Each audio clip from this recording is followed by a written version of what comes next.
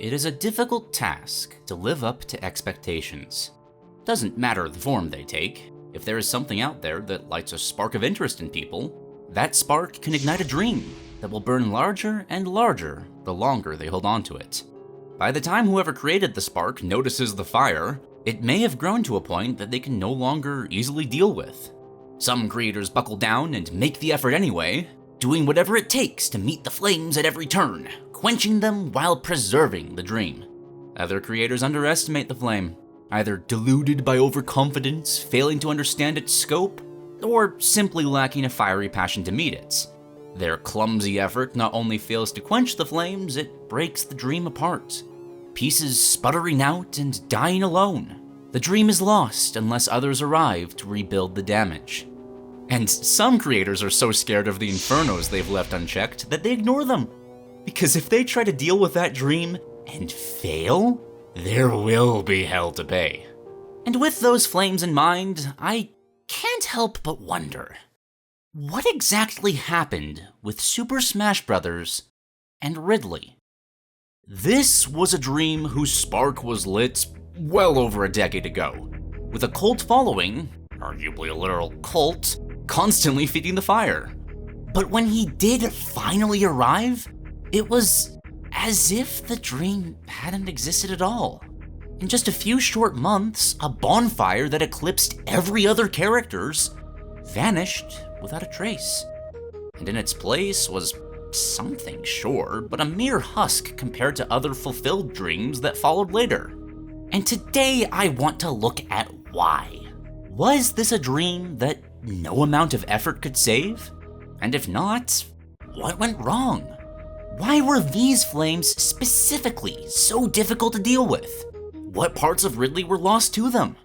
And what would need to be rebuilt to see the dream realized?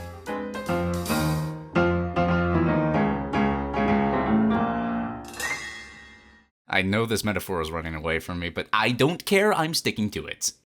To briefly define the goal of this video, I'm not making this trying to start some crusade to change how Ridley currently is in Super Smash Bros.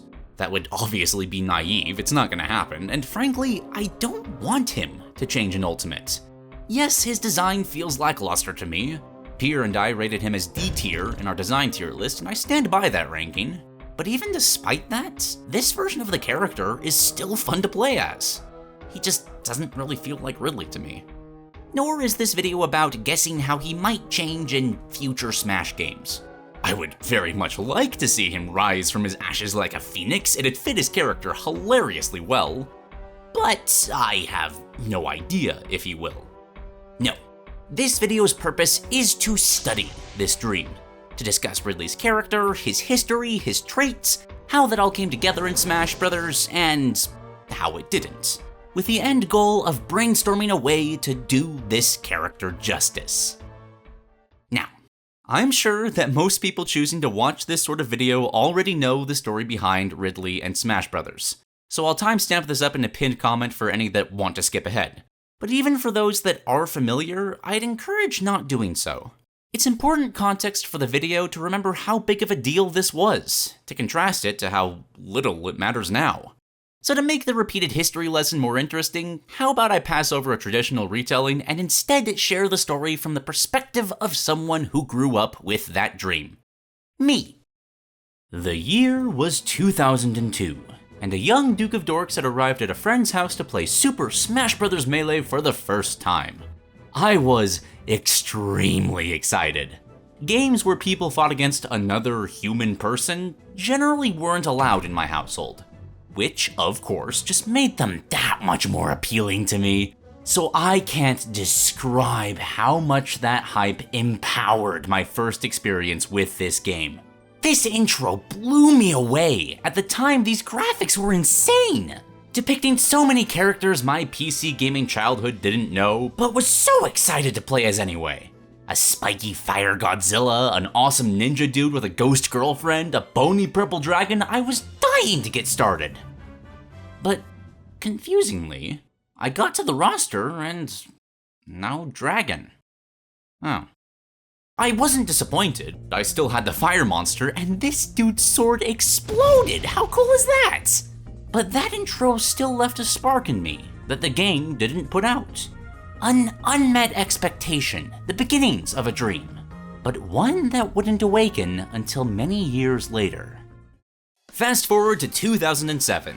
Brawl was well on its way with daily teases of new content coming to the game.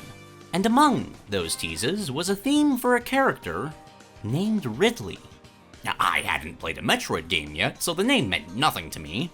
But according to the website, this was the battle theme for the arch nemesis of that awesome robot missile lady.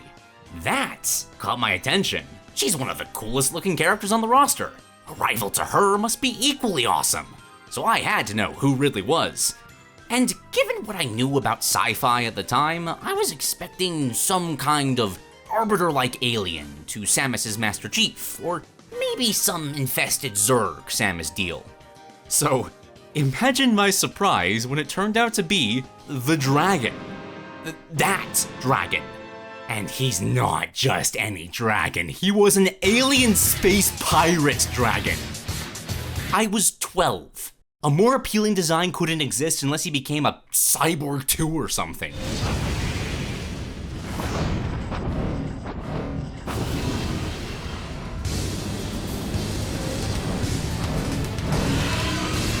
It should be illegal to be this cool. At this point, I only knew him through Smash, but holy shit, I loved Ridley. And yeah, it was cool that he was a boss. He was easily my favorite one, twice. But there was something more.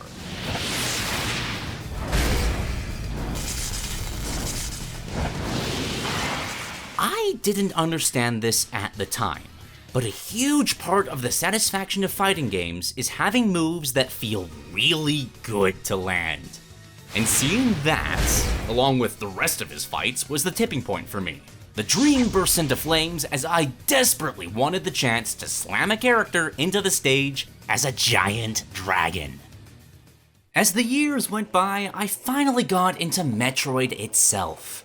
I adored the Prime trilogy, loved Fusion, loved Zero Mission, Super Metroid was also there, and my investment in the series, and by extension Ridley, grew exponentially deeper.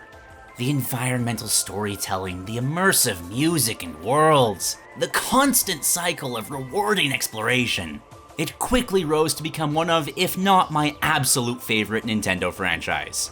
It began to annoy me that such amazing games were so overlooked by Smash, only having Samus and, well, Samus on the roster. Especially when such a cornucopia of cool character traits was right there! So I did some digging, and read online that the director Sakurai had actually covered this, and said that Ridley would probably be impossible. A critical mistake on his part, because a burning dream can't be stamped out with probably. If a fire cover has any holes in it, the flame will continue to burn. Others began parroting Sakurai's words, throwing out that same ineffective statement over and over. The shaky dismissals only serving as fuel that caused the dream to explode. The glow attracted the attention of more and more people, some wanting to save the dream at the center of the blaze, others desperate for it to burn away and die as the flames were becoming destructive. Because it was destructive. I've seen political debates tamer than Ridley discussions. People were desperate for this to happen and harshly lashed out at anyone that would claim otherwise. And by people, I'm including myself here. I was gonna comb through old forums and find some personal examples of how I acted, but after finding them, I'm not willing to do that out of my shattered pride. Obviously, such abrasive behavior caused many to oppose the dream of Ridley, simply because they'd been burned by its fanatics and didn't want to see them happy. Hilariously, the worst of those people started burning others who started wanting Ridley out of spite to them, and thus the cycle of internet discourse repeated ad nauseum. Making matters even worse, Ridley was teased to be in the next game, twice! And while it was extremely clear that he was part of a stage's mechanics, the wording and presentation was just just vague enough for people to ignore the obvious and hold on to hope for the slim chance that this was a ruse, a bait, delude themselves that the flames would part and their dream would stand tall. But no. 2014, he was still a boss. And thank God I would have been insufferable for the rest of my life had he not. That should have been the end. A final director interview starved the flame and the dream was no more. Nothing was left. In his own words, Sakurai believed that Ridley could not be made playable without going against his character. So, the end. And yet, it wasn't. Nintendo may be very hard of hearing when it comes to their fans, but after so many years, they finally noticed the ridiculous amount of attention this Metroid boss was receiving.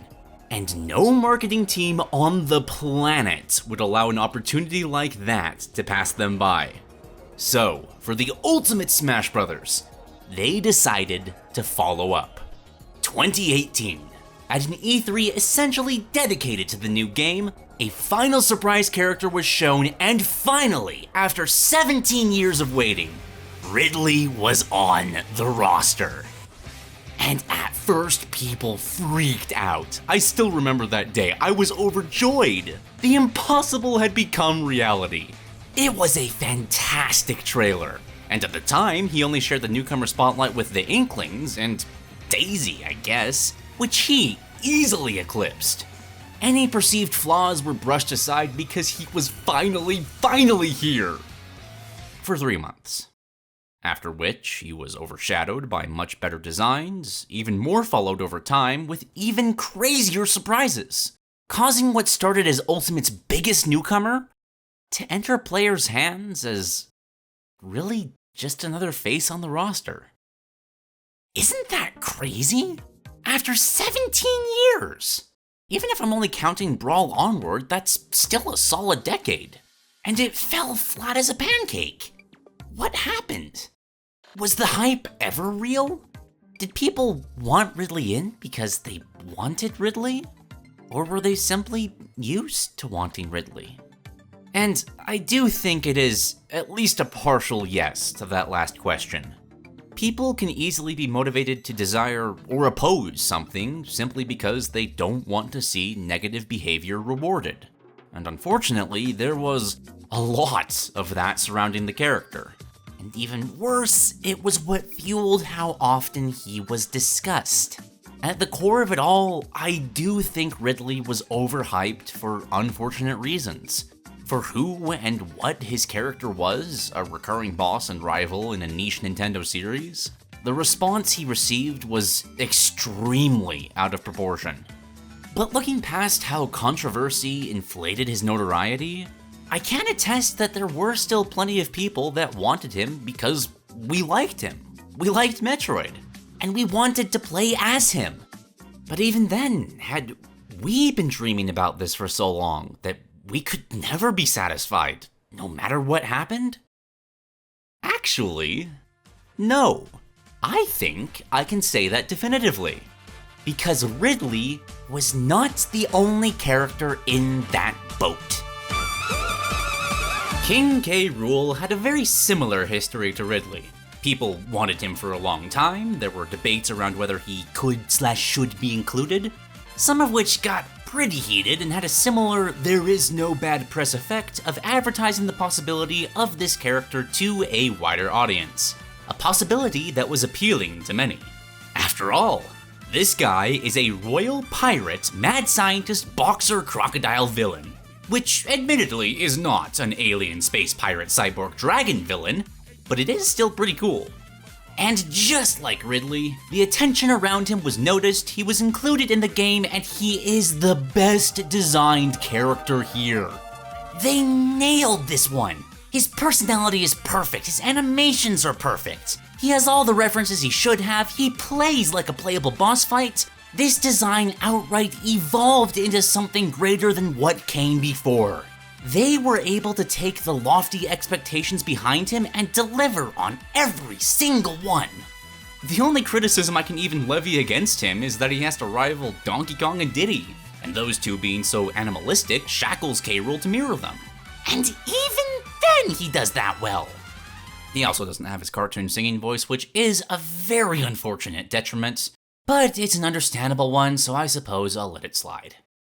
I can't say any of that about Ridley. Ridley doesn't even come close. In terms of capturing his character and representing the boss battles he appears in, he has shades of his potential, and those shades are appealing. But they are a far cry from what he could be. And I think I have a theory why. I can't prove this, so please take this with a grain of salt, it's just conjecture. But I don't think Sakurai's heart was ever in this design. I think he still believes that Ridley doesn't work. In Samus's classic route in Ultimate, which simulates her going through a gauntlet of Metroid bosses, in her battle with Ridley, he's been supersized, as if this is how he should be portrayed. And in a video Sakurai released on his own channel, he revealed the design document where he pitched the new mechanics of Super Smash Bros. Ultimate. One of the things he showed was a page for the trophy equivalent of spirits that playable fighters could equip. And at the forefront of this mechanic, one of the two characters he chose to introduce this feature was Ridley. Again, I have no proof, but at the very least, I feel confident speculating that in the beginning, Ridley was not a playable character in Smash Ultimate. I don't know if Sakurai's desire to please people won out over time, or Nintendo executives forced his hand to capitalize on the buzz surrounding the character. Might have been a mix of both. But I think the end result speaks for itself. I think Ridley doesn't feel right in Smash because this isn't how Sakurai sees Ridley. This is Compromise Ridley, an entity born from Sakurai going against his better judgment and trying to design constrained by the boundaries that he saw, purposefully handicapping his own vision to give people what they wanted. And that's just not a healthy environment to make anything creatively. Now again, I don't know if that is true. And even if it was, I don't want to get too far into whether or not it's correct. Sakurai is one of the best game designers on the planet. There are very few people out there who could argue against his judgment, and I'm nowhere close to one of them. But at the same time, with heavy experience comes a resistance to change. That's true everywhere in life. And since then, there have been a few developments about how a platform fighter can handle character dimensions. It's honestly irrelevant at this point. Ridley is here now. And I think currently, the more interesting question is, what is this Ridley missing? What did Sakurai sacrifice to make this happen? Well, to answer that, who is Ridley? Again, Ridley is an alien space pirate cyborg dragon villain. Individually, those aspects are delightful. Put together, the English language fails to do him justice. On a baseline level, he's just so cool. That's all he needed to be in Metroid. It's an amazing design that pays homage to one of the most influential movies out there. Quality-wise, he already passed with flying colors, and yet, over time, more was provided. From log entries in the Prime trilogy, subtly hinting at a deeper intelligence, to manuals illustrating his history with Samus, to his boss fights showing a strategic mind. He fights dirty, exploiting his wings, outright leaving fights if he has something more important to do. He looks like a monster, but he's a high-ranking leader of a powerful organization. Apparently, he built this robot himself. There is clearly something more going on with this guy. And after diving far enough down that rabbit hole, people eventually hit the Metroid manga and Ridley's character is allowed to soar. They didn't need to do this. Nobody was asking for it. And yet here, Ridley's hinted personality blossomed into an overly dramatic, maniacal smartass that thoroughly enjoys making his enemies suffer. And yet, there's hints of other traits too. He cannot take what he gives out, instantly falling in line when challenged with authority, showcasing why he's never been the one in charge. I love this. It's a fascinating way to make him a foil to Samus who, while obviously smaller and physically weaker than him, has a much stronger heart. She will not hesitate to challenge authority if it goes against her moral compass. Or when she's stuck in a burning writer's room. And then there's this one panel when he first meets Samus that has always fascinated me. Young Samus is trying to be brave, remembering what she's been taught, that just because something looks scary doesn't mean it can't be a friend. And she tries to, well, befriend Ridley. And there is this single panel where Ridley looks sad. A weird glimpse of, I don't know, empathy? In an otherwise evil character. He gets over it quickly once he realizes subordinates are watching and promptly tries to eat her. But it asks fascinating questions of what that expression meant. Sure, maybe nothing, but if he didn't have lackeys around to see him, what could have happened here? Could he have let Samus live? Maybe he would have taken her with him, kept her as a novelty, a strange human that wanted to be his friend. I'm just saying, there might be a timeline out there where Samus became the Jinx of the Metroid universe after being taken in by Silco Ridley. Whatever it meant, it had me asking questions about Ridley, wanting to learn more, and that is the best sign of a well thought out character. But even ignoring those hints at a deeper personality, which people shouldn't, but it's a side manga so I get it, Ridley's just a fun villain to have in Nintendo's lineup. In the midst of a bunch of kid-friendly, simple, and cartoony antagonists, many of which are only villains in title, Ridley stands in harsh contrast, unabashedly evil and enjoying every moment of it. The best designed villains are ones that can get the player invested in the protagonist's struggle to overcome them, and Ridley makes that easy. He repeatedly gets in the way of Samus's objective every chance he gets, in ways that have a genuine impact on the player's progression. Stealing the baby Metroid, barring progress, the dude has the gall to let you go on a fetch quest around the entire world for 12 artifacts, only to destroy them the moment you find and return the last one. The pair's history of Ridley murdering her family and Samus repeatedly killing him in turn is one of the most consistent rivalries that Nintendo has.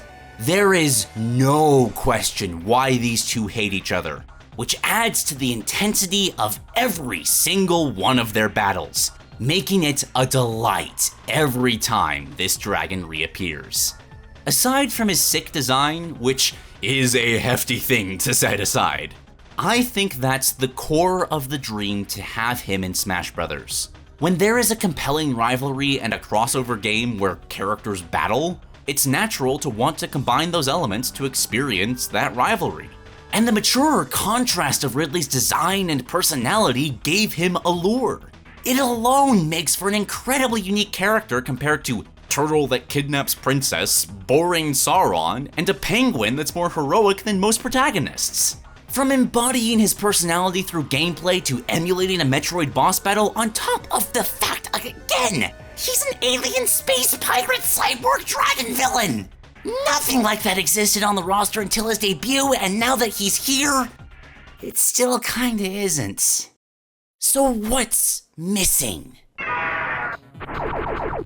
Dragon is obviously here. Kinda hard to mess that one up.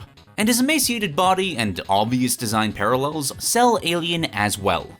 Both only do what one would expect from those elements, but they're still good. He's got a decent chunk of moves that sell his villain status, a mix of power and brutality, plus it's hard to look at him and think he's anything else.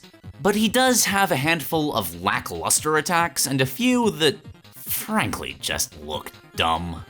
It's a messy win for villain, but still passes. Cyborg is only covered cosmetically with a costume. And yes, it's neither his original depiction nor his most well-known, but it's also the area where his design had the most room to grow. There's a lot one can do with it, and it's an easy way to sell his otherworldly nature and differentiate him from being just another dragon. I wouldn't call it an outright failure, but I would argue it is a waste of potential. That leaves Space Pirate, and that is where the problem here starts to become more obvious. A fighting game character's design should give a decent idea of who they are through design, animation, and moveset. If someone looked at, say, King Dedede, they'd be able to get a pretty good idea of who he is based on his appearance here alone. Even Ganondorf, despite his many flaws in Smash, is able to do this. Now, is that because there's not much character to speak of? Yes, but still, fantasy bad guy hit people hard. But there is nothing here to tell a player this integral part of Ridley, of Metroid for that matter. Someone unfamiliar with the series would have no idea he was an important leader of this organization. They wouldn't know he had the capacity to lead at all. And I can see people saying this doesn't matter, so let me present this from the angle of character traits. His moveset easily sells violence, his ferocity, he has enough poses and expressions to hint that he has some modicum of intelligence, but it only ever hints. The Ridley in Smash Bros. Has gone berserk, throwing away any semblance of deeper sentience or planning for all-out offense. He's not a space pirate here, he's not cunning. He's just a very angry monster. And don't get me wrong, being an angry monster is fun, but that's hardly something that only Ridley could do in Smash Bros. And this isn't even taking into account how battles with Ridley actually play in Metroid.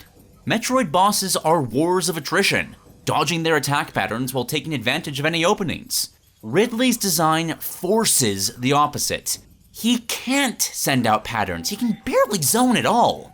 In fact, he's severely punished for trying to zone with this stupid weakness. In Smash, a Ridley player wants to be up close and personal all the time, when the real deal picks and chooses his battles. Compared to the likes of Piranha Plant, Bowser Jr., King K. Rool, even simpler movesets like Bowser, this Ridley doesn't even try to embody the boss battles he hails from. And that just feels bad. So, with all these pieces of Ridley missing or over-fixated upon, it's gonna take some work to balance the scales of his design. But I think the best place to start is by changing his base form. Smash Bros. Created an original Ridley design to twist him into a shape that aligned with what Sakurai found feasible. Whether that was necessary or not is up for debate. I personally argue he could afford to be a bit larger.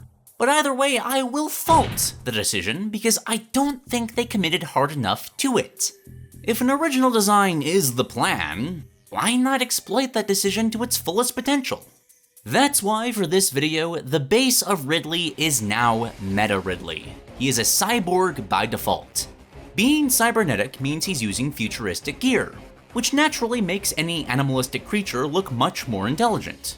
It adds even more design space to work with, justifying creating cybernetic attachments to flavor his moveset with more interesting attacks, and it creates potential for extra animations to sell his personality further.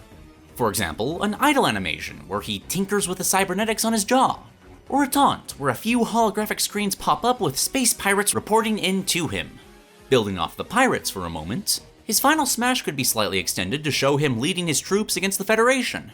Keeping the explosion of Samus's ship as he locks onto her signature, singles it out amid the chaos, and destroys it.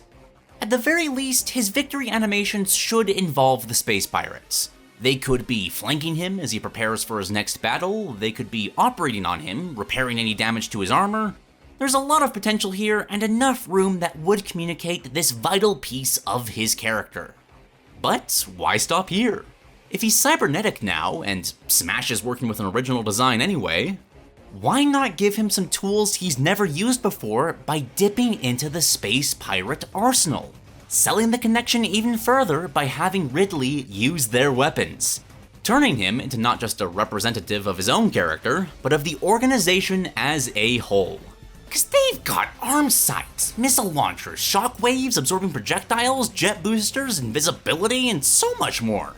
And I'm not planning on using all of them here, I just want to illustrate how much room Ridley has to grow outside of being just a dragon.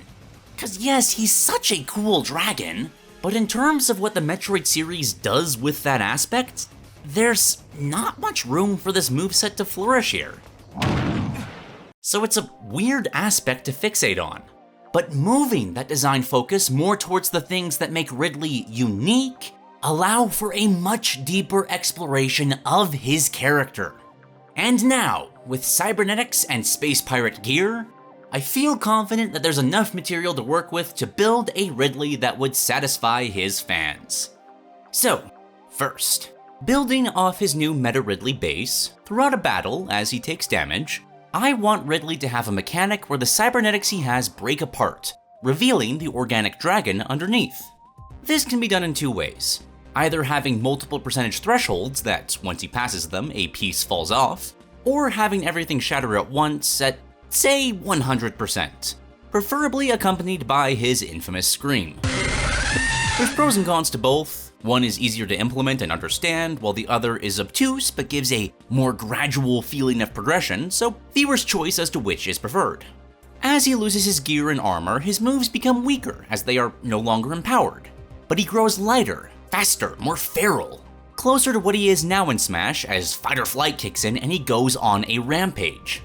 The primary reason for this change is to harken to how several Metroid bosses function, something Ridley doesn't currently do. As they take damage, their battles change. They use different moves as injuries are accrued, and they become faster and faster right to the point that they die. It also makes it easy to choose between implementing Ridley or Meta Ridley by simply being both. Note that this isn't a Lucario situation, where he gradually grows in power throughout the match. Ridley isn't useless for half the stock until he gets to play the game. This is more of a forced stance change, a trade-off. Both forms of Ridley have their own strengths and weaknesses. Meta Ridley at the start of a stock is at full power. He's arrogant, destructive. His moves hit harder in a wider area. But he's not exerting himself yet. He doesn't feel the need to. And as a side effect of this gear, his attacks take longer to complete. For example, his forward smash blast of flame would fire off a few missiles as well, creating an attack similar to Duck Hunt's forward smash. This comes at a cost though, as firing the missiles makes the animation longer, so if it misses, it's more easily punished. And once the cybernetics break off, well, then it's just his current forward smash. This illustrates another point I want to bring up. This is not a character with multiple movesets. His moves do change, but they're built off the same base, reused with different properties. A claw swipe has a longer reach when there's a blade attached to the arm, that sort of thing. I can already hear the comments saying that this is still too much for a single character, and they are right, this would be a mountain of extra work. But this video isn't about building a single feasible moveset, it's about satisfying expectations. And for how high those got with Ridley, and how the first try didn't really meet them, I think going the extra mile would be required to properly do it. Moving on, a few attributes need to be changed, and by that I mean he needs significantly better aerial mobility. He needs more jumps, those jumps need to go higher, and his fall speed needs to be slower. This should be a character that spends most of his time in the air and feels good to use in the air. This would need to come with nerfs to his gameplay on the ground, as well as larger wings on his model, as flying with these stunted flippers would look silly. All these stats can shift back to something closer to what Ridley is now as he loses cybernetics. Maybe when he hits 100% his wings become tattered to show he can't fly as well. But before hitting that state, Ridley should be the king of the skies. And with larger wings means he probably needs some kind of super armor. They'd be fine on the ground while they were folded, but mid-air, a larger wing hurtbox would turn him into combo fodder. He wouldn't feel superior in the air. But I don't think it needs to be traditional armor. I've had many ideas for this in the past, and most of them were bad, but I think I've settled on something that might work. I would make it so that while he's flying while armored, attacks against Ridley don't launch him like knockback normally would. Instead, it would cause him to flinch in the air, just for a moment, short enough that he can counterattack pretty quickly, but also dropping a distance comparable to the damage that he took, with a high enough damage threshold knocking him to the ground completely. It's a Monster Hunter stagger kind of deal. Shoot Rathalos' wings and it gets annoyed, shoot them more and it falls to the ground. This would allow Ridley to have aerial superiority with a larger stature, while also giving opponents a clear goal to knock him down to their level. And it would also allow him to animate midair without awkwardly contorting his model. Next up, his tail shouldn't look like a noodle. It's his primary means of physical combat. It should be a bit longer, thicker, and more pronounced throughout his moveset. Attacks with this thing should have weight behind them. And I'm gonna argue it should have the same characteristics as Link's shield, blocking any projectile that smacks into it. Multiple reasons for this. It's how it works in the Metroid titles. It allows the tail to have the dangerous presence it should have on his model. But most importantly, by taking this into account while animating his attacks, it will make Ridley seem significantly more intelligent, by positioning his tail as both a spear and shield to attack defensively. This might feel a bit frustrating for opponents to work around compared to current Ridley, and that's a good thing. That is what this dragon should feel like to fight. Last attribute change, the dude needs to be heavier. Ridley is a juggernaut in the Metroid games, taking missile after missile without going down. And more importantly, his current weight paints his design into a corner that causes his attacks to lose impact. I can't have that satisfaction of slamming a character into the stage because Ridley himself lacks the physicality to make such an impact happen. So he's heavier now, with the advantages and drawbacks that come with it. With armor, he's right up there with Bowser and K. Rool, and without, he's comparable to Charizard. And with all this said, I can finally get into moveset specifics. Grounded stuff first. Unless he's dropping on all fours to dash, Ridley always stances up with his tail raised up in front of him like a weapon, as if he's always ready to stab with it. Kind of like his render, but prominently in the foreground instead of hiding it behind his model. This makes him seem smarter through animation by using his tail like that. It gives him a defensive shield to make up for the larger model, gives him a stance that is less awkward hunched over and more poised and ready to strike, and as a fun bonus, makes him naturally better against Samus to showcase their rivalry through gameplay.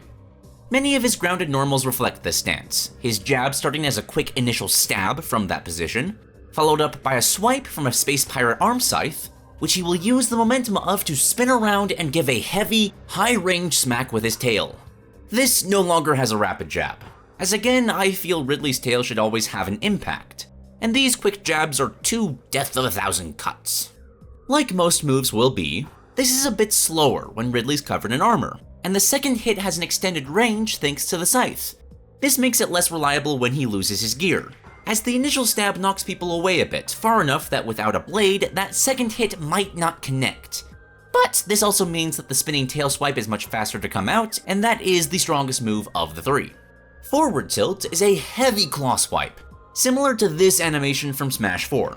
Could easily be a multi-input attack to exactly copy this pattern. I think either works, so again, viewer's choice. Obviously, this has higher range when he's got a blade on his arms, with higher knockback. It's not really meant to combo into itself, just throw out multiple hitboxes in succession. Unarmored, though, is much faster with shorter range and absolutely combos into itself. Down tilt is mostly unchanged. The move is a bit larger and slower thanks to Ridley's tail having weight behind it, but that's it. How armored Ridley is, again, really only affects the speed, and moving forward, if I don't specify how a move changes, that's also the case there. Up tilt, though, needs to change, as Ridley's wings are no longer Bumblebee proportioned, and won't be able to bend this way as easily. Instead, he'll raise one of his arms up and bring it towards the ground in a heavy swing, similar to this animation from Dracula's boss fight. It's a heavy boost in power, but significantly slower than what he has now, and doesn't have the same coverage as the current wing swipe does. It also spikes like that move does, turning it into a launching or finishing tool instead of a comboer. As it should be. It's silly for an aerial character like Ridley to juggle opponents while on the ground. He should already be above them or chasing up after them. This is another case where the scythe gives the armored version a longer reach. Without it, the range is a bit pathetic. Forward smash I've already covered. Missiles, duck hunt, it's cool. Down smash, however, is completely different. I don't like Ridley's current down smash. Between it hitting on both sides and the jump allowing him to dodge certain attacks, it gives him way too much versatility on the ground that should be present in the air. Instead, this takes another cue from Smash 4. Ridley will coil up his tail behind him and, upon release, stab it through the ground, extending it to erupt a short distance ahead of him. The control stick can be held to slightly change the distance it emerges, allowing Ridley to have a sneaky gotcha attack that keeps his opponents guessing where it will erupt, while taking away some powerful ground utility. Up smash is also new. Ridley's larger wings would make the current acrobatic backflip look bizarre. Instead, this is going to be some more space pirate gadgetry. Ridley will curl up, folding his wings while charging, as jolts of electricity spark off his back. Upon release, he violently opens his wings and a shockwave of energy bursts in all directions. The wings deal decent damage on impact, but the shockwave itself isn't that threatening. For an up smash, it's got mediocre power and knockback. It just has wide coverage. It's meant as a get-off-me tool, and it's good at that job. But once Ridley loses cybernetics, it's just the wings snapping open, which is mostly a horizontal attack. It barely hits above him at all. Combining that with his up tilt having limited coverage and a clear weakness appears.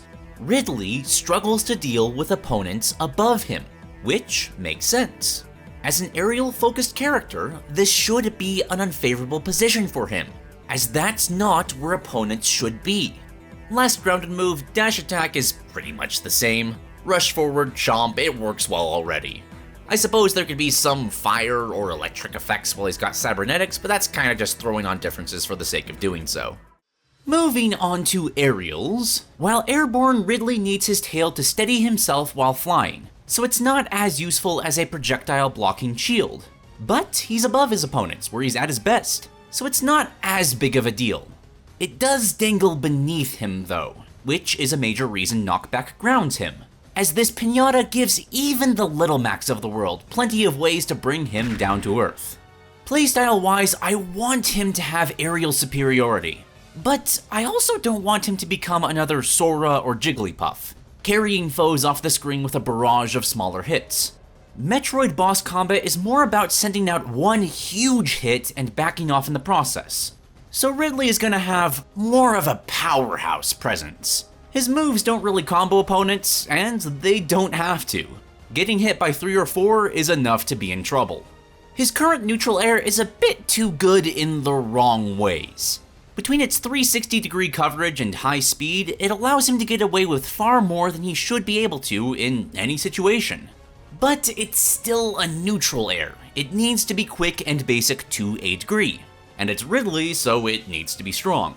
So I'm going to have this take some inspiration from his current aerial dodge, maneuvering his body in a way that makes his tail swing around and lash outward. This would have solid horizontal coverage, space his own body to attack relatively safely, but now with blind spots above and below him, so it's no longer an all-purpose get-out-of-jail-free card. Still absurdly strong though, second only to Ganondorf's in raw power, and even then it's not trailing by much. It's quick, large, and relatively safe. A bread-and-butter tool in Ridley's arsenal. Back air is Corrin's, or rather Corrin has what should have always been Ridley's. Gives him an easy tool to move around horizontally by smacking people with his now supersized wings, pushing himself away from them in the process. Maybe throw in a bit of that electric shockwave from his up smash while armored for good measure. Its slower speed prevents it from being the best back air in the game, but in terms of raw power and area of effect, this is the hardest hitting move of its kind, a trait that will be shared with his forward and down air as well. With that in mind, his current forward air is just not good enough, and the animation sucks anyways, so that's getting scrapped. I'm grabbing Heat Wave, Charizard's side special in Project M, and making that Ridley's forward air, a massive cone of fire that he guides with his wings. This is Ridley's main aerial finisher, and it will kill quite reliably. Like the back air, this affects Ridley's aerial trajectory, the blast of flame sending him backwards, allowing Ridley to dive off the stage to finish off opponents from anywhere, as the attack he throws out is already sending him back to safety. Both allow him to attack while retreating, letting his aerial combat flow far closer to that of his 2D appearances, ebbing back and forth with ease. A safety net that makes it all the more tense when he loses that mobility and is forced to go full fisticuffs with his foes on their level. To finish off this power trio is the down air. Now, there is something this should be, and that's his tail pogo. It's one of his most memorable attacks, arguably his signature move, and something like it would work great for keeping him in the air. It also looks ridiculous, clashing harshly against the rest of his character and does not translate well into 3D, which is why I imagine he hasn't had the attack for any of his 3D boss fights.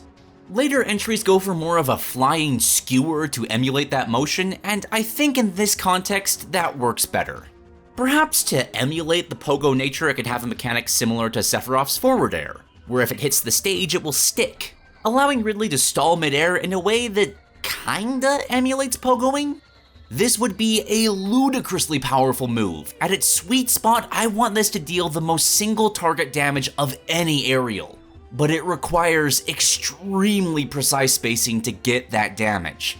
And by offering up his tail as an attack that'll stick in the ground, Ridley is giving foes an easy target to forward smash and bring him down should he miss. Finishing with the up air, I like the idea of keeping up the weakness to targets above Ridley. It's a legitimate weakness in aerial combat, be it natural or otherwise. And for a character as arrogant as Ridley, it makes sense to not have a contingency for something he thinks he's better than everyone else at. So this is another weak claw slash. A bit like Wolf's up air, but only the first half of it or so. Not terrible while he's armored as, again, arm scythes. But without that weapon, it has very little reach. It's fitting. Ridley can't take what he gives out, so he will crumble to those who have the courage to get the jump on him. Now, next up are the specials, but I want to talk a bit more about intelligence before getting into them. I've mentioned portraying Ridley as smart a lot here, a disproportionate amount compared to what Ridley traditionally is in anything Metroid outside of the manga. But there's a reason for this. Smash Bros. Is not a game where story cinematics, scan logs, or manuals can communicate deeper lore for characters. Meaning that all that a character is has to be shown through gameplay, through animation, moveset, etc. It's also not a game with dozens of wild monsters to contrast Ridley's subtler gestures with. The bar for sentience here is tremendously higher. In terms of design and animation, Ridley's competing with a dog and a plant for the most mindless looking Smash fighter, and he arguably loses to both of them. I had a similar issue with Dark Matter in that video. The whole juxtaposition between the adorable Kirby and comparably horrifying monsters he fights falls extremely flat amongst a maturer cast.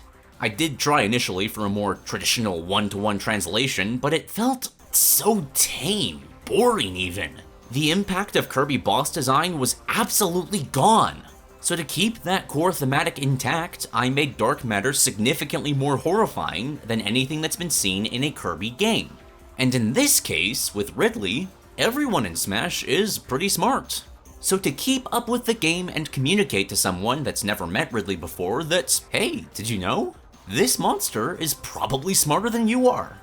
I'm pushing Ridley significantly further than other Metroid games have, with animation showcasing a greater understanding of strategic combat, a gimmick that juxtaposes those smarts by showing him going feral as he disregards them, and I'm going to be taking this a step further with his specials. A good way to show that a fighting game character has intelligence is giving the player something to micromanage about them. For example, Robin's Tomes or Shulk's Monado Arts. Even despite the Monado working bizarrely in Smash Bros., it still fits Shulk because it requires intelligence to use, and Shulk is an intelligent character. I'm not going to be pushing it to that extent, but I want most of these moves to give players something extra to consider. Options or trade-offs that help embrace the cunning side of this cunning god of death. Options that are lost once he loses his armor, to again embrace that juxtaposition of going feral and just lashing out at everything nearby. So first, Neutral Special. This is getting an overhaul. It's still a chargeable projectile, but now the player can hold the control stick in different directions while charging to change the projectile. lots of things that this can be. Ridley has spat out a lot of different things over the years, but I'm going to settle on 3 here. The projectile he's charging communicated to opponents by the color his mouth is glowing. 1 is a spread shot. The longer he charges, the more projectiles he shoots. 1 is a laser beam. The longer he charges, the wider and stronger it will be. And 1 is a continuous cone of plasma breath. Kinda like Bowser and Charizard's neutral special, but instead of tapering off as the button is held, he charges it up. The longer he charges, the longer he breathes, and the larger the cone is. When used midair while armored, Ridley will hover in place while charging this, and while he can't use it again until he touches the ground, it doesn't put him in freefall, which makes it something a Ridley player is going to heavily utilize, as they should. This is his main form of attack throughout most of his boss fights. He should constantly be doing this in Smash Bros. The moves slightly change while flying, the spread shot and laser becoming angled midair, and he can also move left and right while breathing the cone of fire. And most importantly, this means the Kirby hat needs little wings to hover with. This does fundamentally alter his playstyle from what it currently is now, heavily embracing more zoner-styled gameplay, which I'm sure would displease current Ridley players. But with all due respect, I don't really value that displeasure. In a perfect world, a character being reworked into a new playstyle would come alongside a new or existing character shifting to embrace the one that was lost. And there are so many creatures that could fit the bill of what Ridley is now. I'll happily play as whatever the replacement would be because it will be fun, but I also want to play as the Metroid boss Ridley, and being able to zone is an important part of that. Now obviously, this new neutral special is insanely strong, a fundamental core of his playstyle, but there are drawbacks. He needs to fully charge his attacks for foes to feel the full brunt of his power, and he's got Sephiroth rules, so he can't store the charge of an attack. Not only that, he still possesses the weakness of being hit while charging, now being a fatal flaw to an insane move instead of a dumb weakness that cripples a bad move for no reason. This explosion will not only deal damage now, if he's flying, it will drop him significantly, almost assuredly collapsing to the stage if he's above it, and putting him dangerously close to the blast zone if he's not.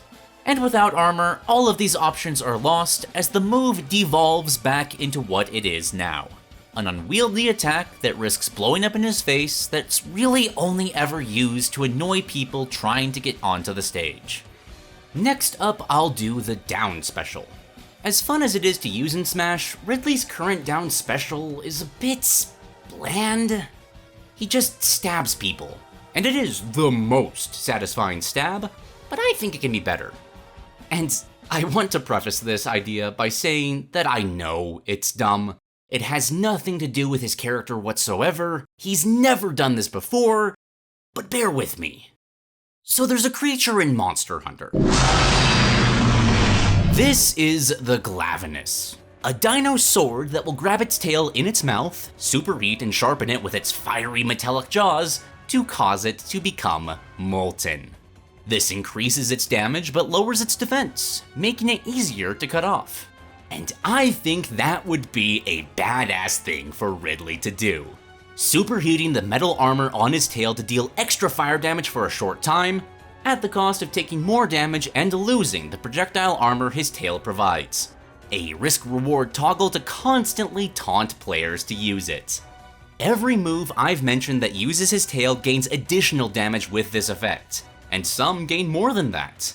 His down smash causes the ground to erupt in a molten explosion, heating the ground between Ridley and the point his tail stabs out of. His down air creates a similar explosion upon striking the ground. It'd fit him so well. It's a savage thing to do, showcases how resilient Ridley is because that's gotta hurt. And by forcing the player to balance the risk-reward commitment, it'd naturally make Ridley feel smarter to play.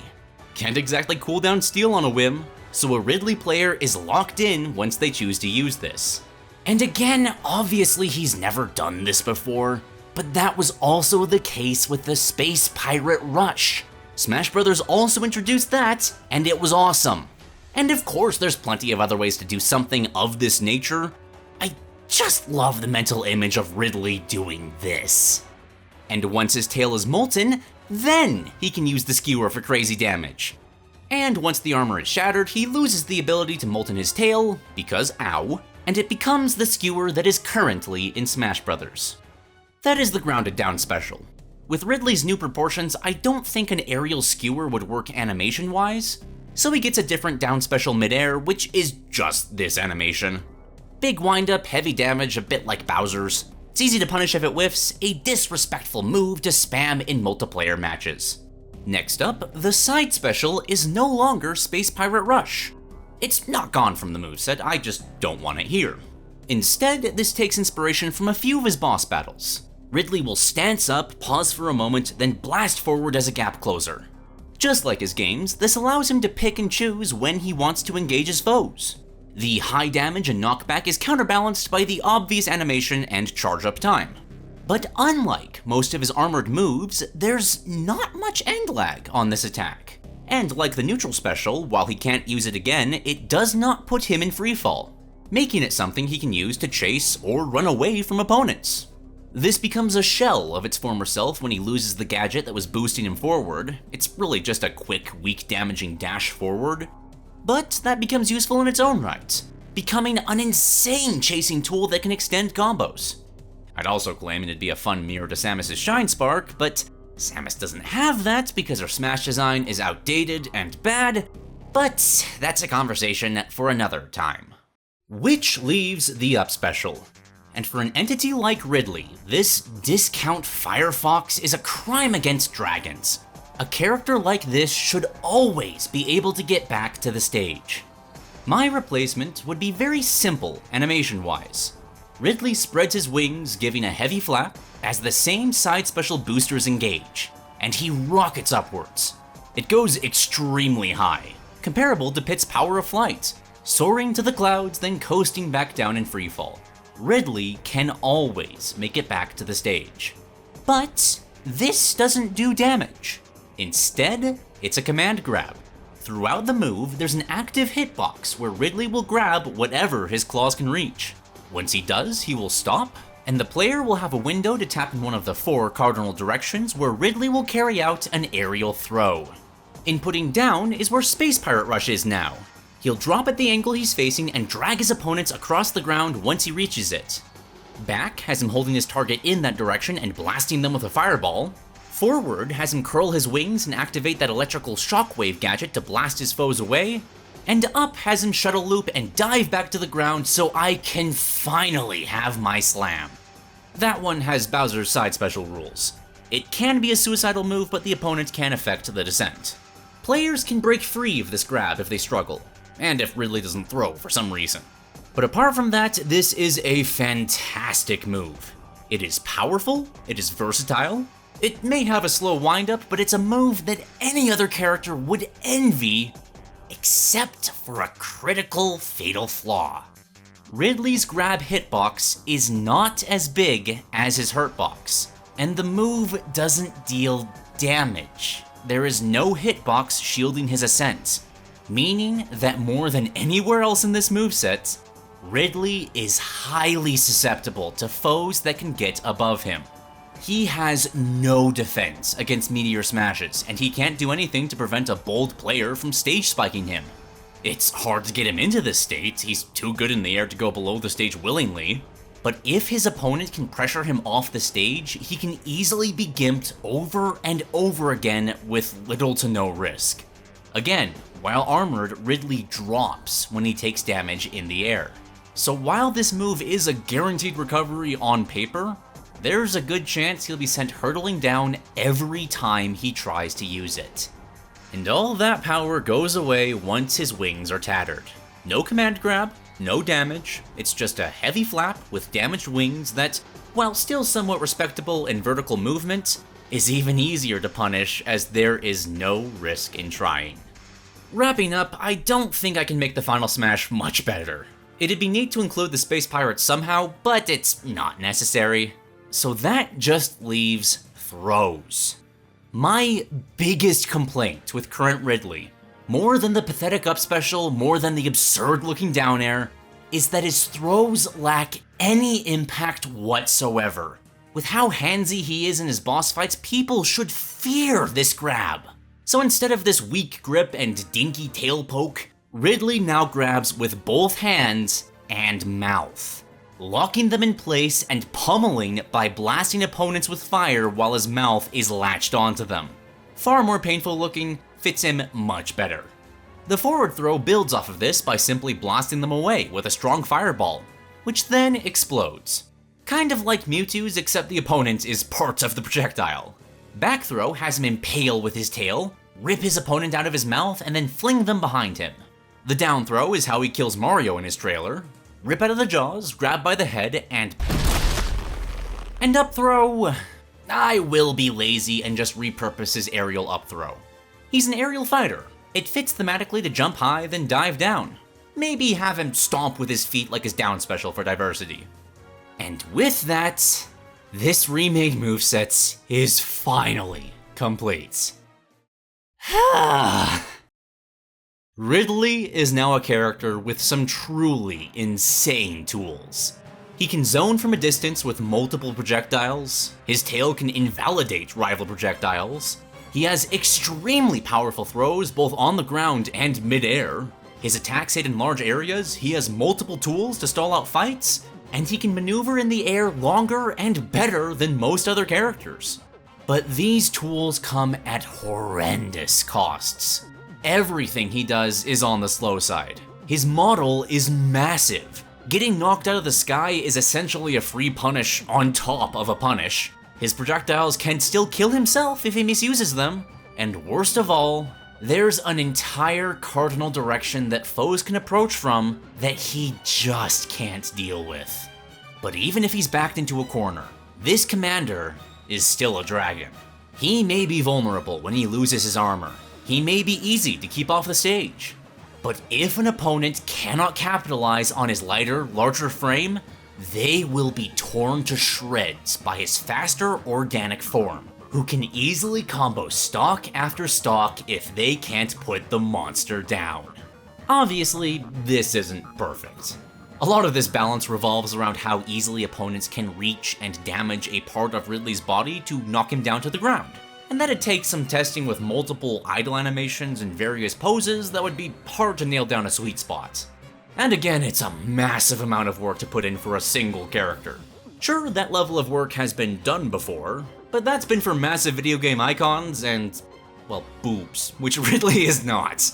It would be messy. It's definitely overcomplicating things more than necessary, but I do think this could work. Hell, a fraction of this would be pretty cool. If the next Smash took just 25% of these ideas, I'd be pleased as punch. And if I might be a bit full of myself here, at least in terms of character, this is a better Ridley. It lets him be both violent and cunning, tear apart up close and burn from afar. It shows how intelligent he is, while also highlighting his violence and arrogance.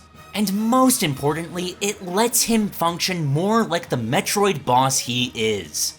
I'm always going to be grateful that Sakurai decided to include Ridley against what was probably his better judgment. I absolutely prefer this to nothing at all. But there is so much more that can be done with this character. It doesn't have to be my version. I'm sure there's plenty of other people out there that could do far better than me. But at the very least, I hope I have shown that there is still potential to help this dragon live up to his title as the cunning god of death. If you're still here, thank you all for watching this behemoth of a video. I never want to make something this edited this long ever again. This has been a remake of a video I made years ago. A video that I will happily claim is the worst I've ever made.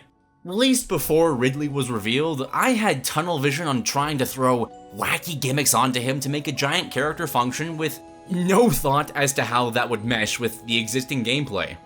It was a horrible mess, as opposed to now, where I feel like I have created a highly functional mess, which I am much happier with. Ridley's always been a favorite character of mine, and I feel like I've done him justice with a video that's almost as large as he is.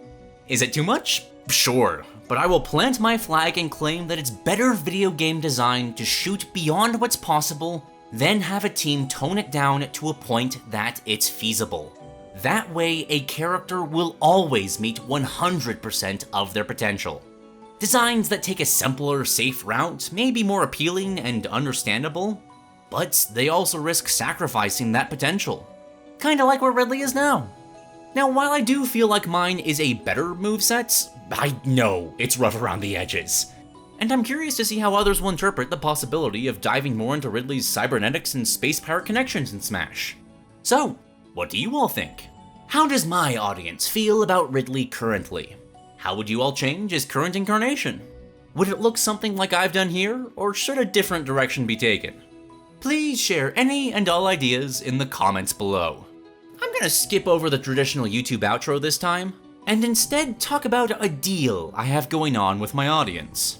There is a wonderful music creator known as 𝒂𝒔𝒕𝒉 that graciously provided me and Peer with background music for our Design Dorks podcast. I think he's pretty good at what he does, certainly more so than his current sub numbers communicate. So, I have an incentive going on that if he hits 2,000 subscribers, I will make the Sonic and Smash video people have been asking for years. And I'm not talking subscribe until 2,000 is reached, then people can unsubscribe. No. If that number dips beneath that threshold, I will stop and work on something else. It's pretty doable now. He's more than doubled since I made the deal. So I believe with the outreach my brainstorms have that you all can make this happen. I'm going to be working on a bunch of smaller, much smaller, easier to put together stuff for at least a few months after this. So, if I see that number reach that point when I turn back to the next brainstorm, that brainstorm will be Sonic. So hop to it, show 𝒂𝒔𝒕𝒉 the support he deserves. You all have a good day now, you hear? Thank you all for watching this. More videos will be coming soon, so I shall see you all then. Goodbye.